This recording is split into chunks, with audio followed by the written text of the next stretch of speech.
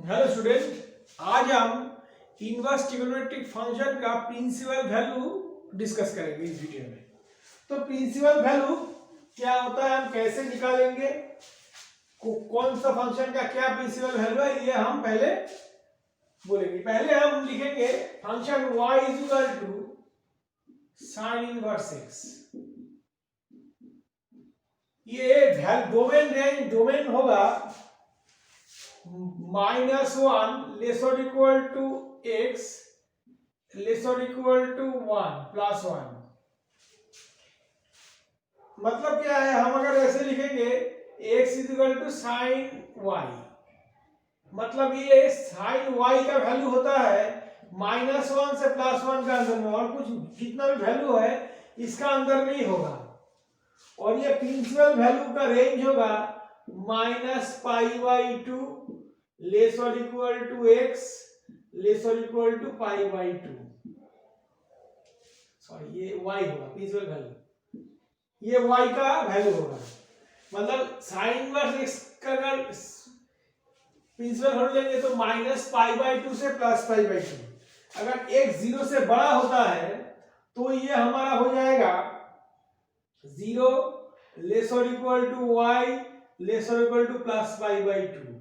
अगर ये छोटा होता है तो ये हो जाएगा -π/2 lesser equal to y less than 0।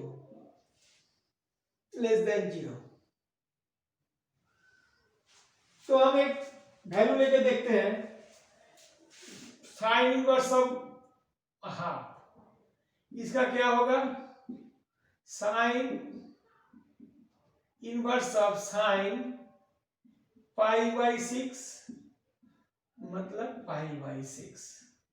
अगर ये माइनस हाफ होता है,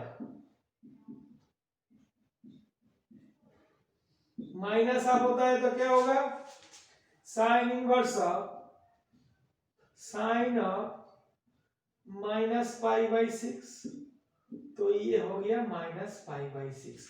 अब देखो ये x बड़ा है 0 से, तो y का वैल्यू इसका अंदर में आया है 90 से छोटा मतलब 30 डिग्री। अगर ये x छोटा होता है तो ये हमारा -π/2 का अंदर में आया है। अगर ये था हमारा साइन का, अगर हम कॉस में जाएंगे, y इज इक्वल टू, ये 1 है ये 2 है, y is equal to cos inverse x। Cos inverse x का भी डोमेन -1 से +1 तक ही होगा, लेकिन ये रेंज जो होगा 0 से बड़ा और 2π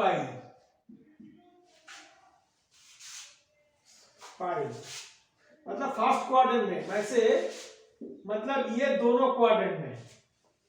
पहले एग्जांपल लेंगे हम, cos इनवर्स ऑफ हाफ, इसको क्या करेंगे, cos इनवर्स ऑफ cos π/3 मतलब π/3। अगर हम माइनस हाफ लेते हैं,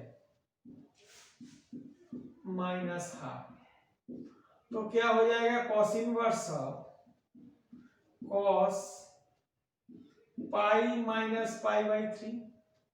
ये नेगेटिव नहीं होना चाहिए y का वैल्यू, मतलब π-π/3 मतलब 2π/3। ये पाई इसका अंदर में आया है,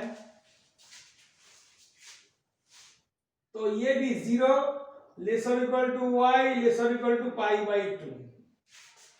और ये अगर x छोटा होगा तो π/2 lesser equal to y lesser equal to π।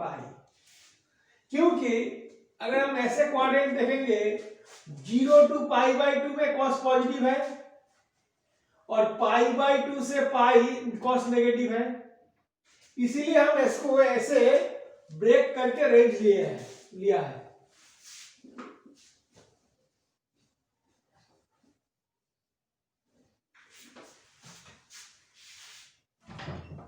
फिर हम आएंगे 10 में, number 3, y is equal to tan inverse of x। इसका भी वैल्यू, tan का value all real number, all real number,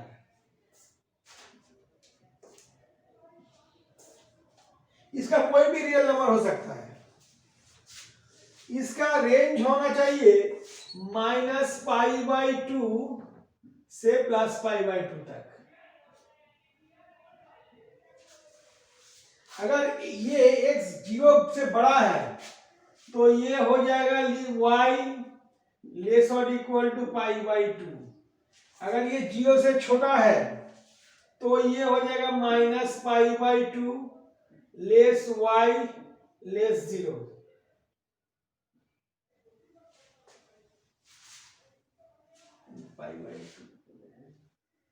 मतलब π/2 से बड़ा होना चाहिए, π/2 में अनडिफाइंड होता है। यस, 10 π/2 में अनडिफाइंड होता है, इसलिए अनडिफाइंड इसको हम नहीं लेंगे, मतलब हम इसको ओपन इंटरवल से लिख सकते हैं।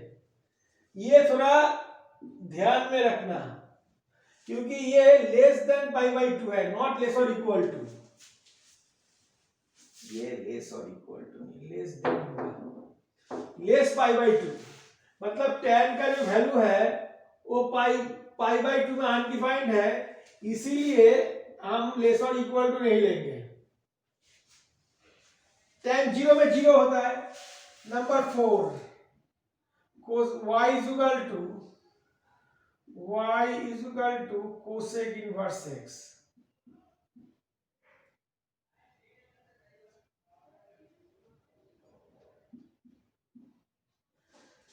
कोसेक इनवर्स में क्या होगा,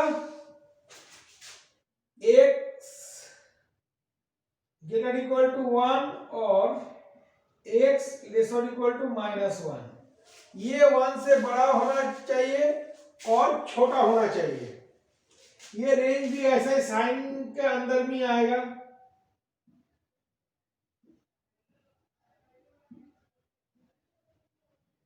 provided y not equal to 0 होना चाहिए, क्योंकि y 0 हो जाएगा तो ये अनडिफाइंड हो जाएगा, इसीलिए हम ये 0 नहीं लेंगे। तो ये भी अगर हम x अगर ग्रेटर देन 0 होता है तो 0 से बड़ा, π/2 से छोटा।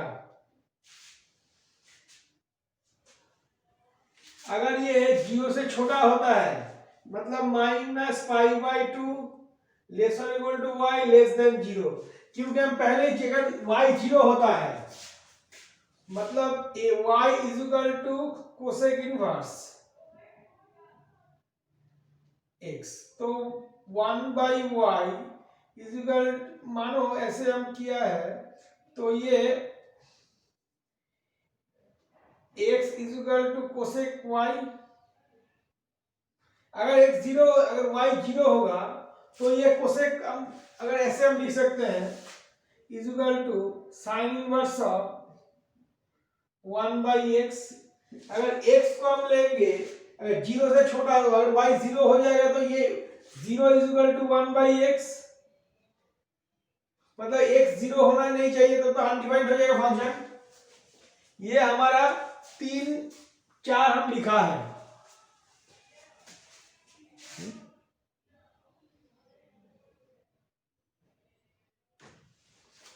अगर कॉट को हम लेंगे तो ये ऑल रियल नंबर होगा।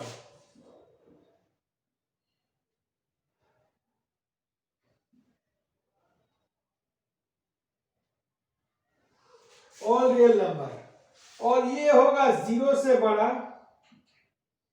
पाई से छोटा। अगर हम x को 0 से बड़ा लेंगे तो ये हो जाएगा 0 to y लेस और इक्वल टू π/2, क्योंकि फर्स्ट क्वाड्रेंट में ये पॉजिटिव है और π/2 से बड़ा, अगर x नेगेटिव है तो π/2 से बड़ा होना चाहिए, या हमारा पाई से ये 0 to π/2, मतलब ये पाई के अंदर फोर्थ क्वाड्रेंट में इसमें पॉजिटिव है इसमें नेगेटिव, मतलब 0 to π/2 हम पॉजिटिव लिखा, इसीलिए इक्वल टू दिया, इसलिए उधर से इक्वल टू नहीं दिया है, मतलब 0 to π तक हमारा नेगेटिव आएगा। फिर आ गया sec, y is equal to sec inverse x। Sec inverse x में क्या होगा, x ग्रेटर इक्वल टू 1 और x लेसर इक्वल टू 1। आप ऐसे 1 से बड़ा होना चाहिए 1 से छोटा, क्योंकि cos का sec का डिफरेंस है, तो इसका रेंज आ जाएगा, अगर 0 से 1 बड़ा है तो ऐसा,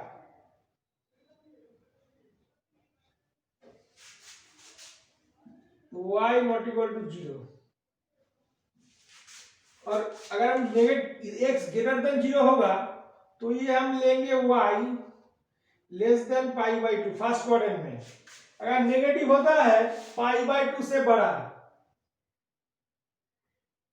और पाई से छोटा।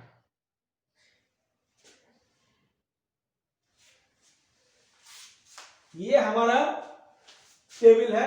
आप ये टेबल थोड़ा कॉपी में कॉपी कर लेना, उसका बाद में सम जो हम एक्सरसाइज में करेंगे वो आप देखना। तब तक के लिए बाय।